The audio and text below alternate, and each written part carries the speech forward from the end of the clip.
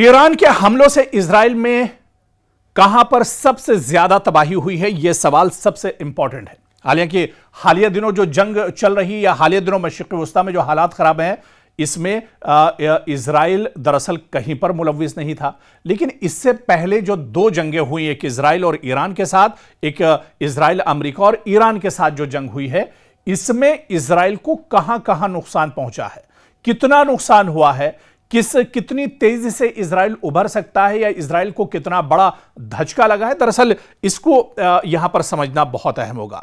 جس اسرائیل کا دفاعی نظام دنیا کا مضبوط ترین سمجھا جاتا تھا، کیا ایران اس میں شگاف ڈالنے میں کامیاب ہوا ہے؟ اور پہلی جنگ جو 12 روز تک چلی تھی، کیا پوری دنیا میں یہ جنگ ایک طرح سے زیر بحث بھی رہی تھی؟ اگرچہ اسرائیل نے اپنے فضائی دفاع کے ذریعے بڑی تعداد میں ایرانی میزائل اور ڈرون تباہ کیے، لیکن اس کے باوجود کئی میزائل اسرائیل کے اہم شہروں تک پہنچے اور جانی اور مالی نقصان کا سبب بھی بنے۔ تو کس طرح سے نقصان ہوا، کون کون شہر ایران کے حملوں کی زد میں آئے، اسے بھی سمجھنا ہوگا۔ آپ دیکھیں جون 2025 جب تقریباً 12 روزہ جنگ کے دوران ایران نے سینکڑوں بیلسٹک میزائل اور 1000 سے زائد ڈرون اسرائیل کی طرف داغے تھے۔ اسرائیلی فضائی دفاع نے ان میں سے اکثریت کو راستے میں ہی تباہ کر دیا، لیکن درجنوں میزائل اپنے ٹارگٹ تک پہنچنے میں کامیاب رہے۔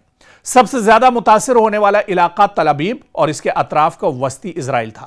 کئی میزائل رہائشی عمارتوں، کاروباری مراکز اور حساس مقامات کے قریب گرے، جسے عمارتوں کو شدید نقصان پہنچا۔ بعض حملوں میں آگ بھڑک اٹھی اور کئی رہائشی ٹاور ناقابل رہائش ہو گئے، یعنی کئی اپارٹمنٹس کہہ لیجئے، کئی کمپاؤنڈز ایسے تھے جو بری طرح سے دراصل تباہ ہو گئے۔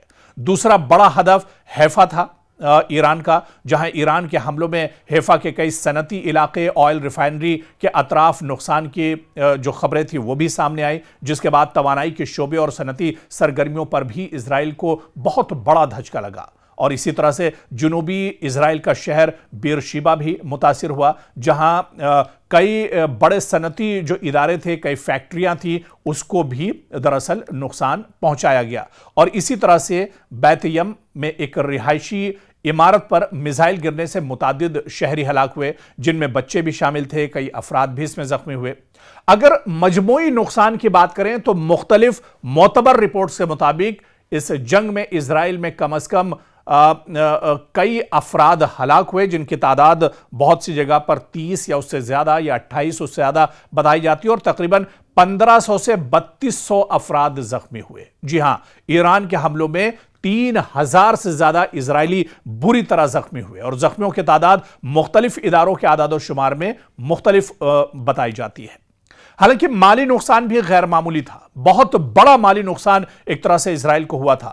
2000 سے زائد اپارٹمنٹس اور سینکڑوں عمارتیں متاثر ہوئیں، ہزاروں افراد بے گھر ہوئے، ہزاروں افراد ملبے کے نیچے دب گئے، اور املاک کے نقصانات کے لیے دسیوں ہزار کلیمز جمع کرائے گئے۔ اسرائیلی حکام کے مطابق براہ راست مالی نقصان اربوں شکل تک پہنچا، یعنی اتنا بڑا نقصان دراصل اسرائیل کو ایران کے حملوں میں اٹھانا پڑا۔ اور اس جنگ نے یہ بھی ثابت کیا کہ جدید ترین فضائی دفاعی نظام ہونے کے باوجود کوئی بھی ملک مکمل طور پر ناقابل تسخیر نہیں ہے۔ ایران کے بیشتر میزائل اسرائیل نے روک لیے۔ اسرائیل کا جو ڈیفنس سسٹم تھا بہت مضبوط تھا، اس نے ایران کے کئی میزائل اور ڈرون کو روک لیا، لیکن جو میزائل دفاعی حصار عبور کرنے میں کامیاب ہوئے، انہوں نے اسرائیل کے مختلف شہروں میں جانی اور مالی نقصان پہنچایا۔ اور یہ جنگ مشرق وسطیٰ کے حالیہ تاریخ کے اہم ترین فوجی تصادم میں بھی ایک طرح سے شمار کی جاتی ہے، جہاں پر اسرائیل کو بہت بڑا جھٹکا لگا ہے۔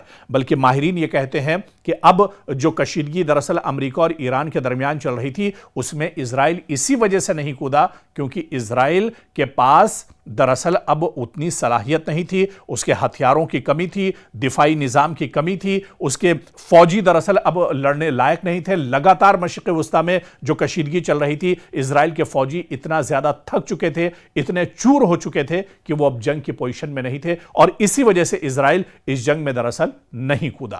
تو کہیں نہ کہیں ایران کے ساتھ جو پچھلی جنگیں ہوئیں، اس میں اسرائیل کو بہت بڑا نقصان اٹھانا پڑا ہے، اور اس سے ابھرنے کے لیے ابھی کئی سال دراصل اسرائیل کو درکار ہوں گے۔